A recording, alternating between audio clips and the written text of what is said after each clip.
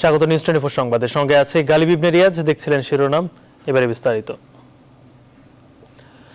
সংকটের মধ্যে আরো 12 কোটি ডোজ টিকা পাওয়ার স্বস্তির খবর এসেছে। এর মধ্যে চীনের সিনোফার্মের কাছ থেকে 6 কোটি আর কোভ্যাক্সের কাছ থেকে মিলবে বাকি 6 কোটি ডোজ টিকা।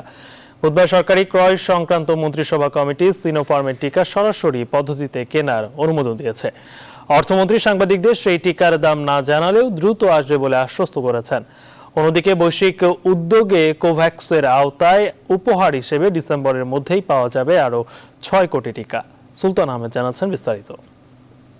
আমি আসছি এখানে 7টার সময় এসে সিরিয়াল দিয়ে রয়েছি, এখন পর্যন্ত এই পর্যন্ত আসতে পারিনি। আমি 3 দিন ধরে সিরিয়াল ধরি, সিরিয়াল ধরি, এক পর্যায়ে বলে যে 2:30-3টা বাজে ভাই ভ্যাকসিন নাই, কার্ডও নাই। টিকার জন্য এমন হাহাকার এখন দেশব্যাপী। কোথাও কোথাও টিকা নিতে মধ্যরাত থেকে লম্বা লাইনে দাঁড়িয়ে থাকার নজিরও তৈরি হয়েছে। মোট কথা, কিছুটা দেরিতে হলেও টিকা নিতে আগ্রহী হয়ে উঠছে দেশের সচেতন মানুষ। তবে পুরো দেশের চাহিদা পূরণে যে প্রয়োজন 27.5 কোটি ডোজ টিকা, কোথা থেকে এত বিপুল টিকা আমদানি করা যায় তা নিয়ে যত চিন্তা এখন সরকারের। ভারত রপ্তানি বন্ধ করে দেওয়ার পর বাংলাদেশের সামনে এখন টিকা পাওয়ার 3টি উৎস, যা হলো চীন, রাশিয়া আর বৈশ্বিক উদ্যোগ কোভ্যাক্স। এরই মধ্যে সরকার চীনের সিনোফার্মের সাথে দেশেই টিকা উৎপাদনের আলোচনাও চালিয়ে যাচ্ছে। অর্থমন্ত্রী জানালেন, সেই সিনোফার্মের কাছ থেকে সরাসরি ক্রয় পদ্ধতিতে 6 কোটি ডোজ টিকা কিনতে যাচ্ছে সরকার। আজকে আমরা যেটা দিলাম সেটা হলো 6 কোটি, 60 মিলিয়ন, মানে 6 কোটি ডোজ আমরা আজকে ক্রয়ের জন্য অনুমোদন দিয়েছি। তবে দাম কেমন হবে তা জানাননি অর্থমন্ত্রী। এছাড়া অন্যান্য উৎস থেকে টিকা কিনতেও সরকার দরদাম চালিয়ে যাচ্ছে বলেও জানান তিনি। এটার প্রাইস আমাদের কাছে নাই, কারণ হলো বাকিগুলো তো এখন আমাদের নেগোসিয়েশন চলছে, সুতরাং প্রাইসটি ফাইনালাইজড হইলে আমরা বলতে পারবো। প্রাইসটি এখনো ফাইনালাইজড হয়নি। এদিকে সুইজারল্যান্ডের জেনেভায় জাতিসংঘে বাংলাদেশের স্থায়ী প্রতিনিধি মুস্তাফিজুর রহমান গণমাধ্যমকে জানিয়েছেন, আগামী ডিসেম্বরের মধ্যেই কোভ্যাক্সের আওতায় আরো 6 কোটি টিকা পাবে বাংলাদেশ, যা এরই মধ্যে চিঠি দিয়ে জানিয়েছে কোভ্যাক্স কর্তৃপক্ষ। আর সেসব টিকা যথাসময়ে পাওয়া গেলে সংকট কিছুটা হলেও কেটে যাবে বলেও জানান সংশ্লিষ্টরা। সুলতান আহমেদ, নিউজ 24, ঢাকা। এদিকে চীন থেকে কেনা টিকা আর কোভ্যাক্স সুবিধার আওতায় পাওয়া টিকার যোগান দিয়ে রোডম্যাপ তৈরি করেছে সরকার। আসছে ডিসেম্বরের মধ্যে দেশের 80% মানুষকে টিকা দেওয়ার পরিকল্পনা চূড়ান্ত করা হয়েছে। আগামী 6 মাসের মধ্যে 15.5 কোটি ডোজ টিকা পাওয়ারও আশা করছে স্বাস্থ্য অধিদপ্তর। সাধারণ মানুষ বলছে, টিকাদান সহজলভ্য হওয়ায় এখন তাদের আগ্রহ বাড়ছে প্রতিনিয়ত। এদিকে বুধবার রাতে দেশে পৌঁছেছে সিনোফার্মের আরও 17,77,000 ডোজ টিকা। আরিফিন শাকিল জানাচ্ছেন বিস্তারিত। দেশে গণটিকা কার্যক্রম শুরু হওয়ার পর গ্রাম থেকে নগরে টিকা নিতে মানুষের সারা বাড়ে জ্যামিতিক হারে। এমন আগ্রহ সন্তোষজনক হলেও টিকার স্বল্প যোগানে ভাটা পড়ে টিকাদানের কার্যক্রমে। গণটিকার প্রথম 4 দিনে লক্ষ্যমাত্রার চেয়ে টিকা দেওয়া হয় প্রায় দ্বিগুণ। ওয়ার্ড ভিত্তিক এক একটি কেন্দ্রে টিকার কোটা রাখা হয়েছে 300 থেকে 350, কিন্তু আগ্রহী মানুষের সংখ্যা তার কয়েক গুণ বেশি। ফলে অনেক স্থানে বন্ধ রাখা হয় টিকা কেন্দ্র।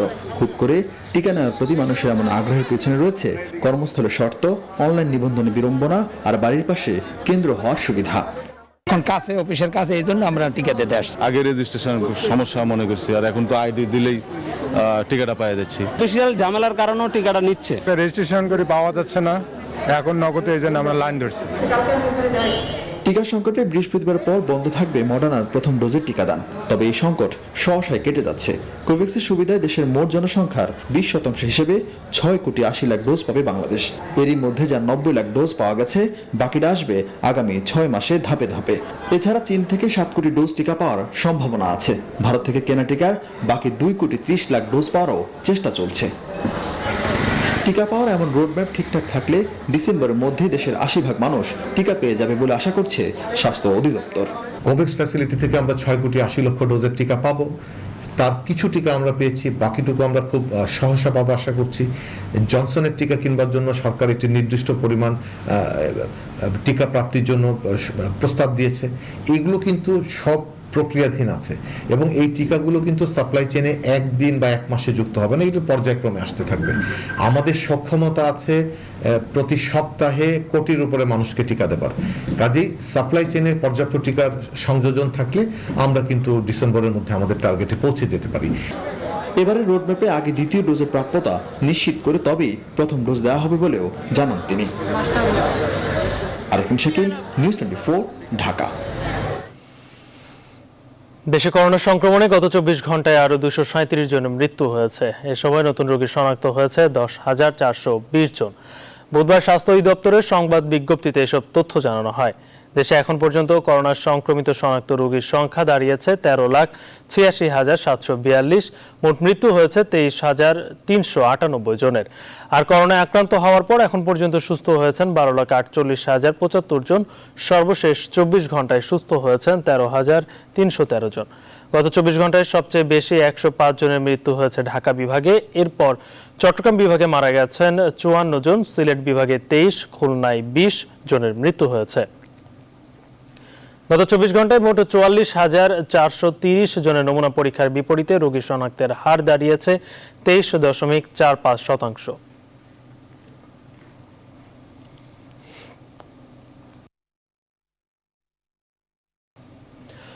কঠোর বিধিনিষেধ শেষে অনেকটাই চিরচেনা রূপে ফিরেছে রাজধানী ঢাকা সহ সারা দেশের সড়ক, রেল আর নৌপথ। ঢাকার বাইরে আটকে পড়া অনেকেই ফিরতে শুরু করেছে রাজধানীতে। এদিকে এত কিছুর পরও স্বাস্থ্যবিধি নিয়ে মানুষের ভেতর দেখা গেছে ঢিলে ঢালা ভাব। যানবাহন পুরোপুরি খুলে দেওয়ার দাবি জানিয়েছে বাস মালিকেরা। যাত্রীদের কারো মতে সড়কে গাড়ি কম থাকলেও যাত্রী চাপে সংক্রমণ বাড়বে। মারুফা রহমানের প্রতিবেদন। করোনা সংক্রমণ এড়াতে 19 দিন লকডাউনের পর বুধবার থেকে শর্ত সাপেক্ষে খুলে দেওয়া হয়েছে অফিস, গণপরিবহন সহ সবকিছু, যার ফলে সড়কে যান চলাচল অনেকটা বেড়েছে। সেই সাথে বেড়েছে সাধারণ মানুষের উপস্থিতি। বিভিন্ন স্থানে দেখা গেছে যানজট। তবে বুধবার গণপরিবহনে যাত্রীর সংখ্যা ছিল স্বাভাবিক দিনের তুলনায় কম। সিঙ্গেল সিটে যাওয়াটাই বেটার, স্বাস্থ্যবিধি মেনে সম্পূর্ণভাবে। যদি আমরা সচেতন হই তাহলে সমস্যা হয় না। চিরচেনা চিত্রে ফিরতে শুরু করেছে লঞ্চঘাট আর রেল স্টেশনও। করোনা পরিস্থিতিতে অর্ধেক যাত্রী নিয়ে লঞ্চ চলাচলের কারণে যে 60% ভাড়া বাড়ানো হয়েছিল তা এখন থেকে শতভাগ আসনে যাত্রী নিয়ে বর্ধিত ভাড়া ছাড়াই চলবে। অন্যদিকে শতভাগ যাত্রী নিয়ে ঢাকা থেকে 25 জোড়া আন্তনগর এবং 12 জোড়া মেল কম্পিউটার ট্রেন চলাচল শুরু করেছে। আর সারা দেশ থেকে 38 জোড়া আন্তনগর এবং 20 জোড়া মেল কম্পিউটার ট্রেন চলাচল করছে। এখন এইভাবে স্বাভাবিক থাকলে, স্বাস্থ্যবিধি মেনে চললে মানুষ অনেকটা স্বাভাবিকভাবে স্বস্তি পাবে। স্বাস্থ্যবিধি বেশি হয় নাই, কারণ গাদাগাদি করে লোক আসছে। গাড়ির চাপ কম, গাড়ি উঠতে দিতেছে না বড় গাড়ি, মানুষ বাধ্যতামূলক ফেরিতে আসতেছে। সড়কে অর্ধেক গণপরিবহন চলবে এমন সরকারি নির্দেশনার বিষয়ে আপত্তি জানিয়ে পুরোপুরি বাস চালুর দাবি করেছেন বাস মালিকরা। এটা যদি একটা কঠিন কাজ, অর্ধেক বাস পরিচালনা করা অনেকটা কঠিন কাজ। সিটির মধ্যে এটা প্রতিপালন করা খুবই কষ্টকর। আমরা অনুরোধ জানিয়েছি যে সিদ্ধান্তটা যদি পরিবর্তন করে তাহলে ভালো হয়। করোনা ভাইরাস সংক্রমণের নিয়ন্ত্রণে চলতি বছরের 5 এপ্রিল থেকে ধাপে ধাপে বিধিনিষেধ চলছিল। ঈদের পর 23 জুলাই কঠোর বিধিনিষেধ শুরু হয়, যা বুধবার থেকে স্বাভাবিক অবস্থায় ফিরল। তবে স্বাস্থ্যবিধি মানায় অনীহা দেখা গেছে বেশিরভাগ মানুষের ভেতর। মারুফা রহমান, নিউজ 24, ঢাকা। শিক্ষক শিক্ষার্থীদের ভ্যাকসিন না দিয়ে শিক্ষা প্রতিষ্ঠান খুলবে না, এই সিদ্ধান্তেই অনড় সরকার। যেভাবে টিকা কার্যক্রম চলছে তাতে খুব শীঘ্রই পরিস্থিতি স্বাভাবিক হওয়ার আশ্বাস শিক্ষামন্ত্রীর। কিন্তু সবকিছু খুলে দিয়ে শুধু শিক্ষা প্রতিষ্ঠান বন্ধ রাখার সিদ্ধান্তে একমত নন শিক্ষাবিদ ও গবেষকরা। তারা বলছেন সরকারের সদিচ্ছার অভাবে বছরের পর বছর শিক্ষা প্রতিষ্ঠানের এই অচল অবস্থা ভোগাবে শিক্ষার্থীদের। আর দেরি না করে পর্যায়ক্রমে শিক্ষা কার্যক্রম শুরু পরামর্শ তাদের। আরও জানাচ্ছেন সজল দাস। গত বছরের 17 মার্চ থেকে বন্ধ দেশের সব শিক্ষা প্রতিষ্ঠান। প্রায় 1.5 বছর পেরোলেও এখনো বাড়ছে শিক্ষা ছুটি, কবে খুলবে তাও অজানা। শিক্ষক শিক্ষার্থীদের ভ্যাকসিনের আওতায় এনেই শিক্ষা প্রতিষ্ঠান খুলতে চায় সরকার। সেক্ষেত্রে নভেম্বর ডিসেম্বরে সম্ভাবনার কথা বলছেন শিক্ষামন্ত্রী। টিকা নেওয়া, সেটার সংখ্যাটা একটা পর্যায়ে গেলে তখন হার্ড ইমিউনিটির বিষয়টি যেহেতু চলে আসবে, তখন আমাদের জন্য শিক্ষা প্রতিষ্ঠান খুলে দেওয়া অনেক সহজ হয়ে যায়। অগাস্টে পারবো না সেপ্টেম্বরে পারবো নাকি আরেকটু দেরি হবে, এটি তো আসলে এখন আমরা তো কেউ আগে থেকে ধারণা করতে পারছি না যে আমাদের সামনের সপ্তাহে সংক্রমণের হারটা কেমন হবে। আমরা তো চাই যত দ্রুত সম্ভব শিক্ষার্থীদেরকে তাদের স্বাভাবিক পরিবেশে ফিরিয়ে নিয়ে যেতে। কিন্তু আর দেরি করা উচিত হবে না বলেই মত শিক্ষাবিদ ও গবেষকদের। দেশের সবকিছুই যখন সচল, তখন শিক্ষা প্রতিষ্ঠান বন্ধ রাখার কোনো যুক্তি নেই বলে মত তাদের। কোনো প্যান্ডেমিক সহজে কিন্তু চলে যায় না, সেটাকে মাথায় রেখে আমাদের কাজ করতে হতো। দূরত্ব মেনটেন করে বাসে যেমন এক সিট খালি রেখে আপনি বাস চালাচ্ছেন, ঠিক এইভাবে শিক্ষার চাকাকেও আপনি ঘোরাতে পারতেন। প্রয়োজনে ক্লাস পরীক্ষার বিশেষ পরিকল্পনা তৈরি করে ধাপে ধাপে শিক্ষা প্রতিষ্ঠান খোলার কথা বলছেন তারা। শনি সোম বুধবারে আসবে জোর সংখ্যা, রবি মঙ্গল বৃহস্পতিবারে আসবে বেজোর সংখ্যা। এতে আমাদের একটু বেশি সময় লাগবে, কারণ একদিন পর পর তো ছাত্র শিক্ষার্থীরা আসবে, বেশি সময় লাগবে। তো প্রস্তুতি আমাদের এখন থেকেই নিতে হবে। অ্যাসাইনমেন্টের মাধ্যমে শিক্ষা দেওয়া যেতে পারে, কিন্তু এই অ্যাসাইনমেন্ট যেরকম হয় ওইরকম দিতে হবে। বই থেকে হুবহু তুলে দিয়ে নাম্বার পাইলো, বাচ্চারা তো শিখলো। আমরা বোধহয় বেশি ভাবছি পরীক্ষা নিয়ে, কম ভাবছি শিক্ষা নিয়ে। ছাত্ররা শিখবে, কতটা শিখলো তারপর পরীক্ষা, আগে শিক্ষা। যত দ্রুত সম্ভব শিক্ষা সংশ্লিষ্টদের টিকার আওতায় আনতে কার্যকর পদক্ষেপ নেওয়ার কথাও বলছেন বিশেষজ্ঞরা। সজল দাস, নিউজ 24, ঢাকা। এখন থেকে দেশের সকল অধস্তন দেওয়ানি ও ফৌজদারি আদালত এবং ট্রাইব্যুনালে স্বাভাবিক বিচার কাজ চলবে। বুধবার প্রধান বিচারপতির নির্দেশে সুপ্রিম কোর্টের রেজিস্ট্রার জেনারেল মোহাম্মদ আলী আকবর স্বাক্ষরিত সার্কুলারে এ তথ্য জানানো হয়। এতে আরও বলা হয়, দেওয়ানি ও ফৌজদারি মোকদ্দমা মামলায় বিচারক প্রয়োজনে শারীরিক উপস্থিতিতে অথবা আদালত কর্তৃক তথ্য প্রযুক্তি ব্যবহার আইন 2020 এবং এই কোর্টের জারি করা এ সংক্রান্ত বিজ্ঞপ্তি অনুসরণ করে ভার্চুয়াল উপস্থিতির মাধ্যমে সকল প্রকার বিচার কার্যক্রম পরিচালনা করবেন। তবে বিচারক প্রয়োজনীয় স্বাস্থ্য সুরক্ষামূলক ব্যবস্থা গ্রহণ করে শারীরিক উপস্থিতিতে সাক্ষ্য গ্রহণ কার্যক্রম করবেন।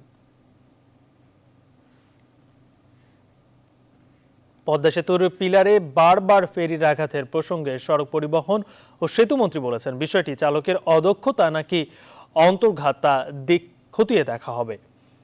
বুধবার ডিপ্লোমা ইঞ্জিনিয়ার্স ইনস্টিটিউশন মিলনায়তনে স্বেচ্ছাসেবক লীগ আয়োজিত শোক দিবসের আলোচনায় আওয়ামী লীগ সাধারণ সম্পাদক ওবায়দুল কাদের এ কথা বলেন।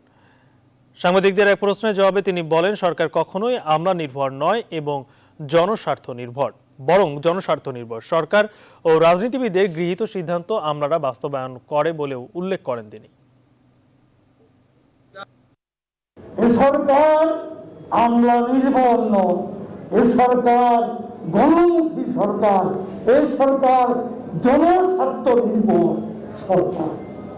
অদক্ষতার জন্য চালককে আপনি শাস্তি দিলেন, চাকরিচ্যুত করলেন, কিন্তু আমরা জানতে চাই এখানে অদক্ষতা না অন্তরাল, এটা আজকে খতিয়ে দেখতে হবে। নির্মাণ কাজ শেষ হওয়ার আগেই কেন পদ্মা সেতুতে এ ধরনের ঘটনা ঘটছে?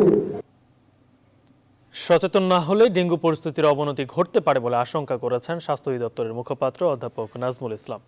তিনি জানিয়েছেন, এখন ডেঙ্গু ও ডেঙ্গুর উপসর্গ নিয়ে আক্রান্তের সংখ্যা 5000 ছাড়িয়েছে। অর্ধেকই এ মাসেই আক্রান্ত। গত 24 ঘন্টায় ডেঙ্গু ও ডেঙ্গুর উপসর্গ নিয়ে হাসপাতালে ভর্তি হয়েছেন 213 জন রোগী। এদের মধ্যে ঢাকাতে 188 জন।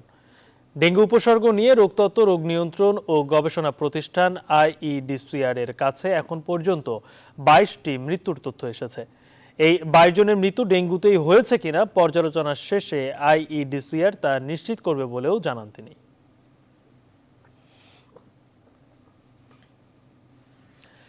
হেলেনা জাহাঙ্গীর, মডেল ফারিয়া মাহবুব পিয়াসা, নজরুল ইসলাম রাজ সহ সাম্প্রতিক অভিযানে গ্রেপ্তার কয়েকজনের বিরুদ্ধে করা আরও 6টি মামলা তদন্তের দায়িত্ব পেয়েছে সিআইডি। এ নিয়ে চিত্রনায়িকা পরিমণির মামলা সহ সাম্প্রতিক অভিযানের মোট 14টি মামলার তদন্তভার পেল সিআইডি। এদিকে পিয়াসা, পরিমণির কস্টিউম ডিজাইনার জুনায়েদ করিম জিমি ও কবির হোসেনকে কারাগারে পাঠানোর আদেশ দিয়েছেন আদালত। বুধবার উভয় পক্ষের বক্তব্য শুনে ঢাকার চিফ মেট্রোপলিটন ম্যাজিস্ট্রেট এ আদেশ দিয়েছেন। এর আগে দেওয়া নির্দেশনা অনুযায়ী পরিমণির 2 দিন রিমান্ডের প্রথম দিনে জিজ্ঞাসাবাদ শুরু হয়েছে। সিআইডি জানায়, রিমান্ড শেষে শুক্রবার তাকে আদালতে তোলা হবে। এদিকে পরিমণি, হেলেনা জাহাঙ্গীর, পিয়াসা মৌ সহ 8 জনের ব্যাংক অ্যাকাউন্টের তথ্য তলব করেছে বাংলাদেশ ফিনান্সিয়াল ইন্টেলিজেন্স ইউনিট। বুধবার বেসরকারি কয়েকটি ব্যাংকে চিঠি পাওয়ার 3 কর্মদিবসের মধ্যে এদের অ্যাকাউন্টের লেনদেন সহ যাবতীয় তথ্য পাঠাতে বলা হয়েছে। চট্টগ্রামের ব্যবসায়ীর কাছ থেকে 20টি স্বর্ণের বার আত্মসাতের ঘটনায় ফেনীর গোয়েন্দা পুলিশের 6 কর্মকর্তাকে বরখাস্ত করা হয়েছে। ফেনীর পুলিশ সুপার খন্দকার নুরুন নবী বিষয়টি নিশ্চিত করেছেন। বুধবার বিকেলে তাদের বরখাস্তের সিদ্ধান্ত নেয় ফেনী পুলিশ। এর আগে গ্রেপ্তার পুলিশ সদস্যদের আদালতে হাজির করা হলে বিচারক আব্দুল্লাহ খান ওসি সাইফুলের 4 দিন ও বাকি 5 জনের 3 দিন করে রিমান্ড দেন। এর আগে রোববার ঢাকায় রওনা হওয়া চট্টগ্রামের ব্যবসায়ী গোপাল কান্তির গাড়ি থামিয়ে 20টি স্বর্ণের বার আত্মসাৎ করেন 6 পুলিশ। পরে পুলিশ সুপারের কাছে লিখিত অভিযোগের প্রেক্ষিতে গোয়েন্দা কর্মকর্তাদের আটক করা হয়।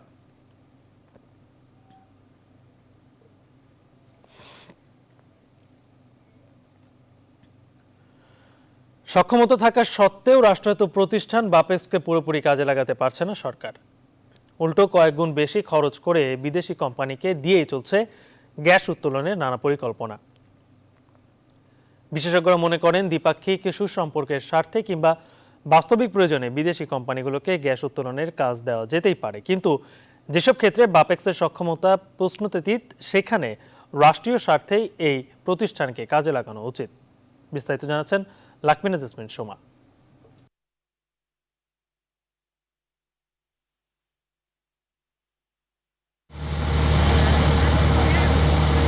সিলেটের জকিগঞ্জে 28তম গ্যাস ক্ষেত্র আবিষ্কার করেছে দেশের একমাত্র তেল গ্যাস অনুসন্ধান ও উত্তোলনকারী প্রতিষ্ঠান বাপেক্স। 1276 কোটি টাকা সম্পদ মূল্যের এই গ্যাস ক্ষেত্র আবিষ্কারে প্রতিষ্ঠানটি খরচ করেছে 78 কোটি টাকা। অথচ এই একই কাজ যদি বিদেশি কোনো কোম্পানিকে দিয়ে করানো হতো তাতে কত গুণ বেশি খরচ হতো তার বড় উদাহরণ ভোলার গ্যাস ক্ষেত্র। ভোলায় নিজেদের আবিষ্কার করা একটি কূপ খনন করতে বাপেক্সের বাজেট ছিল 20 কোটি টাকা, অথচ এর 4 গুণ বেশি বাজেটে 84 কোটি টাকায় বিনা টেন্ডারে রাশিয়ার কোম্পানি গাজপ্রমকে খননের কাজ দেয় সরকার। নিজেদের সক্ষমতা থাকা সত্ত্বেও এভাবে 3-4 গুণ বেশি খরচ করে কেন এমন সিদ্ধান্ত?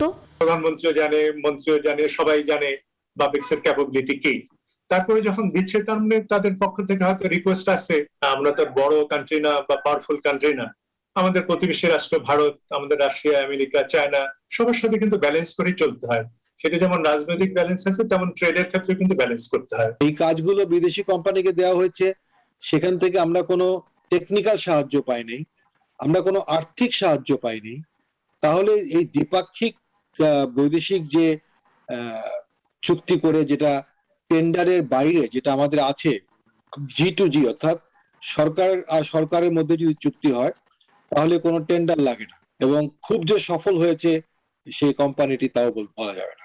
পাহাড় কিংবা সমুদ্র অঞ্চলে অপেক্ষাকৃত ঝুঁকিপূর্ণ কূপ খননে শক্তিশালী বিদেশি কোম্পানির দরকার হয়, কিন্তু সাধারণ এলাকায় বিশেষ করে উন্নয়ন কূপ খননে রাষ্ট্রীয় প্রতিষ্ঠান বাপেক্সকে অগ্রাধিকার দেওয়া উচিত বলে মনে করছেন বিশেষজ্ঞরা। কিছু কিছু কাজ আছে যেগুলো বাপেক্স করতে পারবে না, সেগুলো আমরা বুঝি। যেমন অফশোর ড্রিলিং এ বাপেক্স অফশোর ড্রিলিং করতে পারবে না, কিন্তু উন্নয়ন যে কূপগুলো সেগুলি সবই বাপেক্স খনন করতে পারে। এটার জন্য রিপিট না হয়, এই জিনিসটার জন্য রিপিট না হয়, সেটাই যেটা বাপেক্সের সক্ষমতা আছে সেটা বাপেক্সই করাটা শ্রেয় এবং ভালো। মাটির নিচে গ্যাসের স্তর আবিষ্কারে দ্বিপাক্ষিক জরিপ করতে বাপেক্সের খরচ যখন প্রতি কিলোমিটারে 4 লাখ টাকা, সেখানে বিদেশি যে কোনো প্রতিষ্ঠানের খরচ কমপক্ষে 16 লাখ টাকা। লাকমিনা জেসমিন সোমা, নিউজ 24, ঢাকা। চলতি মাসেই শুরু হচ্ছে মেট্রো রেলের পরীক্ষামূলক চলাচল। এর ফলে উত্তরা মিরপুরের ভায়াডাক্টের উপর মেট্রো রেল চলতে দেখা যাবে। এজন্য দ্রুত প্রস্তুত হচ্ছে 5টি স্টেশন। প্রকল্পের ব্যবস্থাপনা পরিচালক বলছেন, টেস্ট রান শুরু করতে প্রয়োজনীয় সব প্রস্তুতি জোরে সোরে এগোচ্ছে। এতে আশাবাদী বিশেষজ্ঞরা বলছেন, করোনা বাস্তবতা খুব স্বাভাবিক না হলেও মেট্রোর পরীক্ষামূলক চলাচল শুরু করতে অসুবিধা হওয়ার কথা নয়। লাবন রহমান জানাচ্ছেন বিস্তারিত।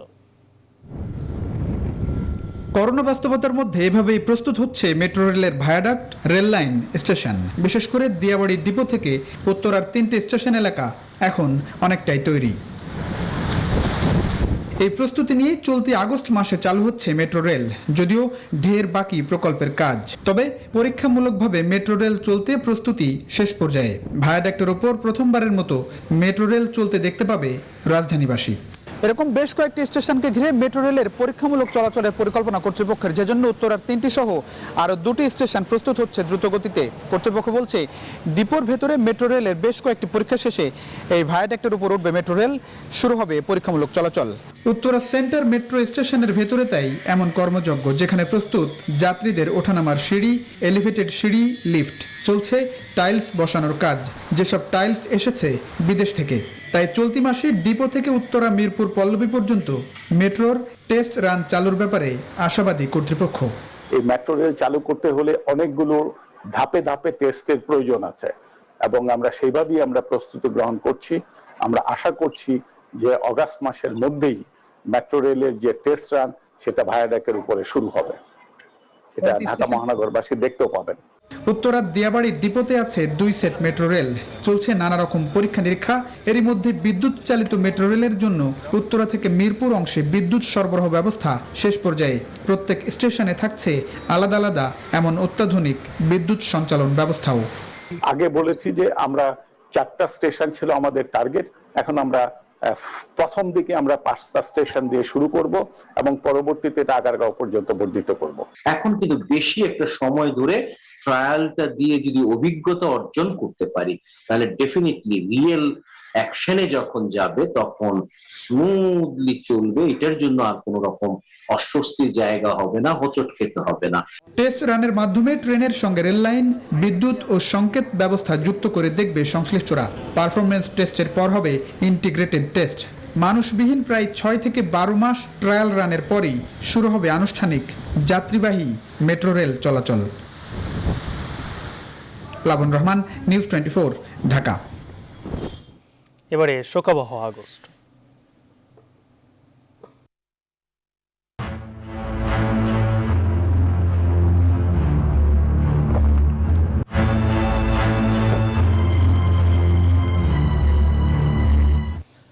কেবল সরেয়া ক খ শিখলেই শিক্ষিত হওয়া যায় না, হতে হয় আলোকিত মানুষ। শিক্ষা সম্পর্কে এমনটাই বলেছিলেন জাতির পিতা বঙ্গবন্ধু শেখ মুজিবুর রহমান। ইতিহাসবিদ সৈয়দ আনোয়ার হোসেন বলেন, বঙ্গবন্ধুর শিক্ষা দর্শন ছিল মানুষ গড়ার পন্থা। শিক্ষা সম্পর্কিত বঙ্গবন্ধুর নেওয়া পদক্ষেপগুলো যদি অনুসরণ করা হতো, তবে বাংলাদেশের শিক্ষা ক্ষেত্রে বিপ্লব হয়ে যেত। সুকন্যা আমিরের প্রতিবেদন। বঙ্গবন্ধু শেখ মুজিবুর রহমান তিনি জানতেন, ঘরে ঘরে শিক্ষার আলো না পৌঁছলে স্বাধীন দেশের স্বাধীনতা ব্যর্থ হয়ে যাবে। তাই দেশের সার্বিক উন্নয়নের জন্য আদর্শ মানব সম্পদ গড়ে তোলাই ছিল তার শিক্ষা দর্শনের মূলনীতি।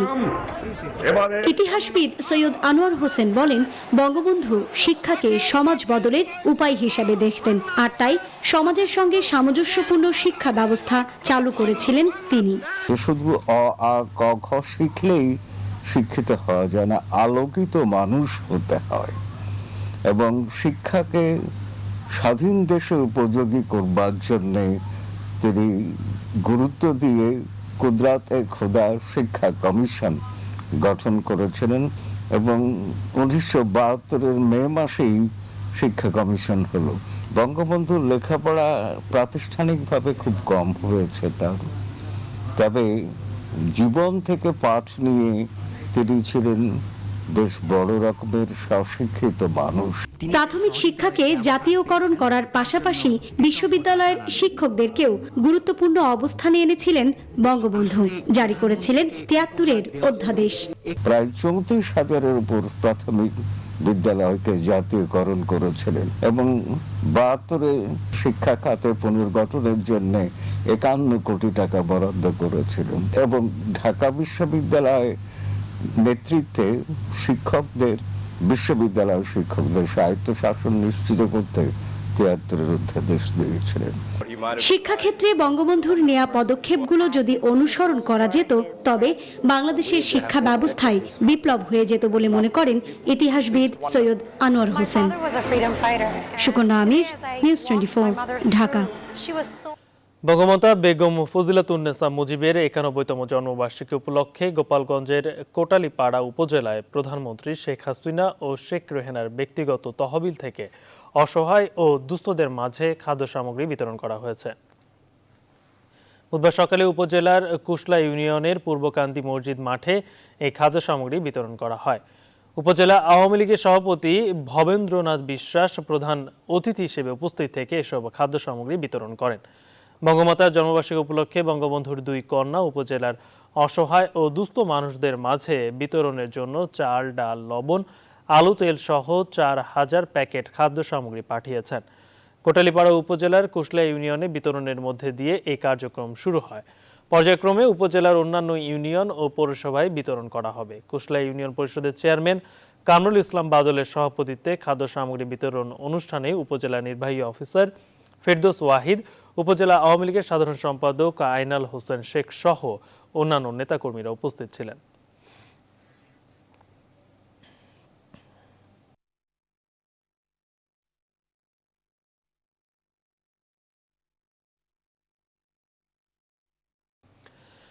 দেশে মহামারী করোনা ভাইরাস প্রাদুর্ভাবের শুরু থেকে ক্ষতিগ্রস্ত মানুষের পাশে দাঁড়িয়েছে বসুন্ধরা গ্রুপ।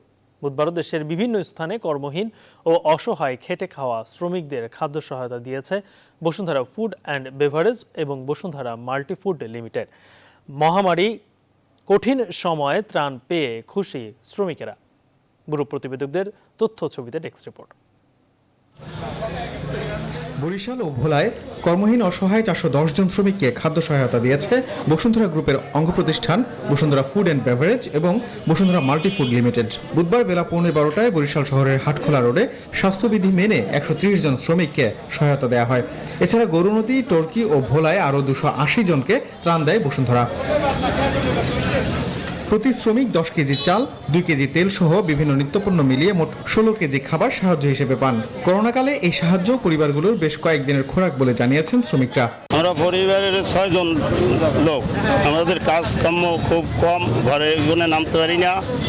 আমরা এটা পাইয়ে খুব খুশি হয়েছি। আয় বাণিজ্য কম, যাতে খাইয়ে বাঁচতে পারি কিছু সাময়িক, এটা ভালো। বসুন্ধরা তেরোতে আমরা অনেক খুশি হয়েছি যে করোনা মনে করেন কাম কাজ কম, অনেকেরই মনে করেন বেহাল। চট্টগ্রামের পাহাড়তলী বাজারে শ্রমজীবী মানুষকে খাদ্য সহায়তা দেওয়া হয়েছে। চালের সবচেয়ে বড় পাইকারি বাজার হিসেবে পরিচিত পাহাড়তলীর 100 শ্রমিক এই সহায়তা কার্যক্রমের আওতায় এসেছেন। বুধবার বিকেলে নিম্ন আয়ের মানুষ এই ত্রাণ পেয়ে উচ্ছ্বাস প্রকাশ করেন। আমি ভাই ভ্যান গাড়ি চালাই, ওরা আমরা যে সহযোগিতা করছে আমি ওটা নিয়ে খুশি। আমি আর কাজ থেকে পাইনি, এই বসুন্ধরা গ্রুপ থেকে পাইলাম এখন। এর আগে মঙ্গলবার খাতুনগঞ্জে একইভাবে ত্রাণ দেয় বসুন্ধরা ফুড অ্যান্ড বেভারেজ এবং Bashundhara multifood limited. Desk report, news 24। Pabna 1100 অসহায় ও দুস্থ পরিবারকে খাদ্য সামগ্রী উপহার দিয়েছে বসুন্ধরা গ্রুপ। দৈনিক কালের কণ্ঠের সামাজিক সংগঠন শুভ সংঘের ব্যবস্থাপনায় পাবনা সদর, আটঘরিয়া ও ঈশ্বরদী উপজেলায় এই সহায়তা কার্যক্রম চলে। বুধবার সকালে পাবনা জেলা স্কুল মাঠে এই উপলক্ষে অনুষ্ঠানের আয়োজন করা হয়। এছাড়া দুপুরে আটঘরিয়ার কবি বন্দে আলিমিয়া উচ্চ বিদ্যালয় মাঠে এবং বিকেলে ঈশ্বরদীতে অনুষ্ঠান হয়। এছাড়াও বুধবার দুপুরে কক্সবাজারের কুরুশকুল ইউনিয়ন পরিষদ প্রাঙ্গণে কালের কণ্ঠ শুভ সংঘ বসুন্ধরা গ্রুপের পক্ষ থেকে প্রায় 1,500 মানুষকে খাদ্য সহায়তা বিতরণ করেছে। ত্রাণ বিতরণ অনুষ্ঠানে প্রধান অতিথি ছিলেন জাতীয় সংসদের সংরক্ষিত নারী আসনের সাংসদ কানিজ ফাতেমা আহমেদ মোস্তাক।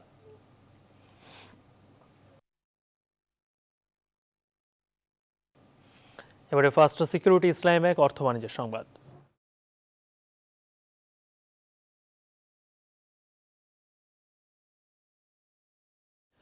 সপ্তাহের তৃতীয় কার্যদিবসে ঢাকার পুঁজিবাজারের সূচক সামান্য বাড়লেও কমেছে লেনদেনের পরিমাণ। বুধবার ঢাকা স্টক এক্সচেঞ্জের প্রধান সূচক ডিএসইএক্স আগের দিনের চেয়ে 5.48 পয়েন্ট বেড়ে দাঁড়ায় 6,623.31 পয়েন্টে। ডিএসইতে এদিন 2,212 কোটি 89 লাখ টাকার শেয়ার ও মিউচুয়াল ফান্ডের লেনদেন হয়, যা আগের কার্যদিবসে ছিল 2,840 কোটি 12 লাখ টাকা। এদিন 63% কোম্পানির শেয়ারের দাম কমেছে। লেনদেন হওয়া 376টি কোম্পানির শেয়ার ও মিউচুয়াল ফান্ডের ইউনিটের মধ্যে দর বেড়েছে 111টির, কমেছে 236টির, আর অপরিবর্তিত ছিল 29টির দর।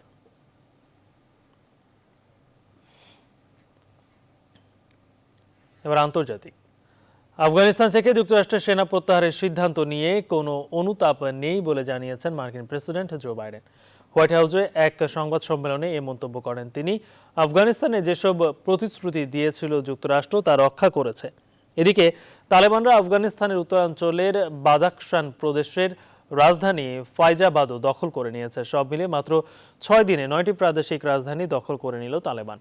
অন্যান্য প্রদেশগুলোতেও তালেবানের হুমকি বাড়ছে। তালেবানের বিজয়ে প্রেসিডেন্ট আশরাফ ঘানির সরকারের উপরও ব্যাপক চাপ বাড়ছে।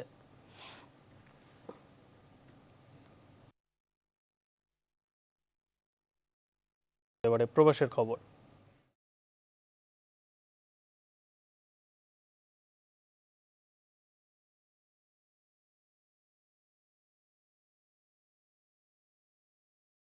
মালয়েশিয়া থেকে খুব সহজে দেশে ফেরার সুযোগ দিচ্ছে দেশটির সরকার। অবৈধ প্রবাসীদের কুয়ালালামপুর ইন্টারন্যাশনাল এয়ারপোর্টে গিয়ে 500 রিঙ্গিত জরিমানা দিয়ে নিজ দেশে চলে যেতে পারবেন। পাসপোর্ট বা ট্রাভেল পাস এবং ফ্লাইট টিকিটের পাশাপাশি অবশ্যই নিতে হবে করোনা নেগেটিভ সার্টিফিকেট। মালয়েশিয়া থেকে শাহাদাত হোসেনের পাঠানো তথ্যচিত্রে ডেস্ক রিপোর্ট। করোনা মহামারীর মাঝেও প্রতিদিনই অভিযানে মালয়েশিয়াতে আটক হচ্ছে অন্যান্য দেশের সাথে প্রবাসী বাংলাদেশিরাও।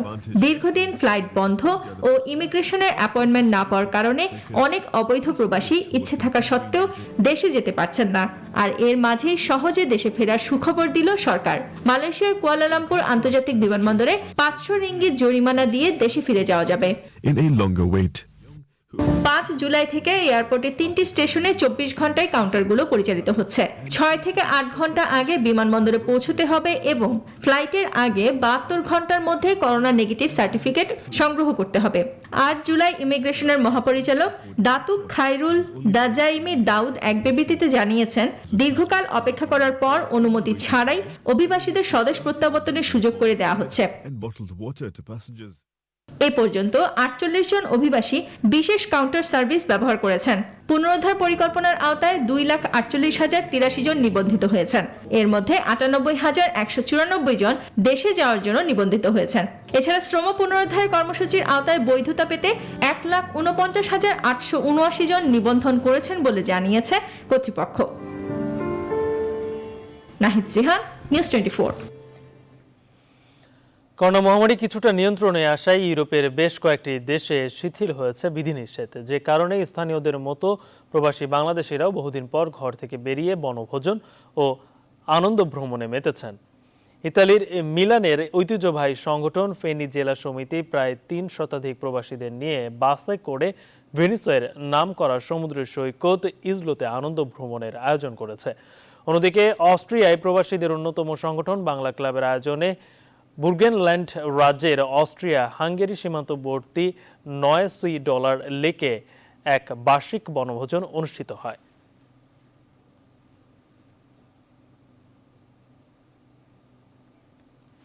খেলার খবর। দীর্ঘ সময় পর টি-20 অলরাউন্ডার র্যাঙ্কিংয়ে শীর্ষস্থান ফিরে পেয়েছে সাকিব আল হাসান। অস্ট্রেলিয়ার বিপক্ষে 5 ম্যাচ টি-20 সিরিজে 114 রানের সঙ্গে 7টি উইকেট নিয়ে আফগানিস্তানের মোহাম্মদ নবীকে পেছনে ফেলেছেন সাকিব। এদিকে টি-20তে অস্ট্রেলিয়াকে 4-1 ব্যবধানে সিরিজ হারানোর পেছনে বোলার মুস্তাফিজুর রহমান ছিলেন দুর্দান্ত। ফলে 20 ধাপ এগিয়ে বোলিং র্যাঙ্কিংয়ে সেরা 10-এর 10 নম্বরে জায়গা পেয়েছেন কাটার মাস্টার। অন্যদিকে জুলাই মাসে আইসিসির সেরা ক্রিকেটার নির্বাচিত হয়েছেন সাকিব আল হাসান। আইসিসির এমন সম্মাননায় উচ্ছ্বাস প্রকাশ করেছেন সাকিব। জানান, গেল কয়েক সপ্তাহ ধরে বাংলাদেশের সাফল্যে অবদান রাখতে পারায় নিজেকে গর্বিত বলে উল্লেখ করেন সাকিব।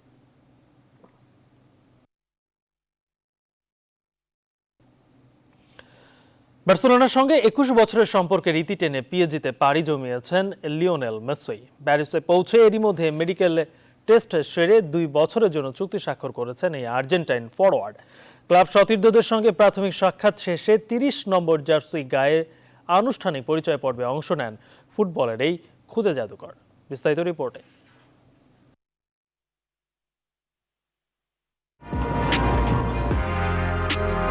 ফুটবল ক্লাব বার্সেলোনার সঙ্গে 21 বছরের সম্পর্কের ইতি টেনে প্যারিসে পাড়ি জমিয়েছেন লিওনেল মেসি। প্যারিসে পৌঁছে পরিবার নিয়ে আপাতত রয়্যাল ম্যানচিও হোটেলে উঠেছেন এই আর্জেন্টাইন।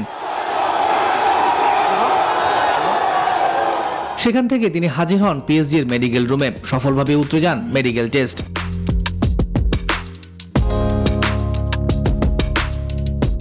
শারীরিক পরীক্ষা শেষে ভক্তদের সামনে দেখা যায় হাস্যোজ্জ্বল মেসিকে। প্যারিসের উষ্ণ অভ্যর্থনা হয়তো বার্সা ছেড়ে আসার ক্ষতটা কাটিয়ে দিয়েছে দ্রুতই। কিছুক্ষণ পরেই পিএসজির হয়ে তিনি প্রথমবারের মতো পা রাখেন পার্ক ডি প্রিন্সেসে। সেখানে ক্লাব সতীর্থদের সঙ্গে প্রাথমিক সাক্ষাৎ করেন 34 বছর বয়সী এই ফুটবলার।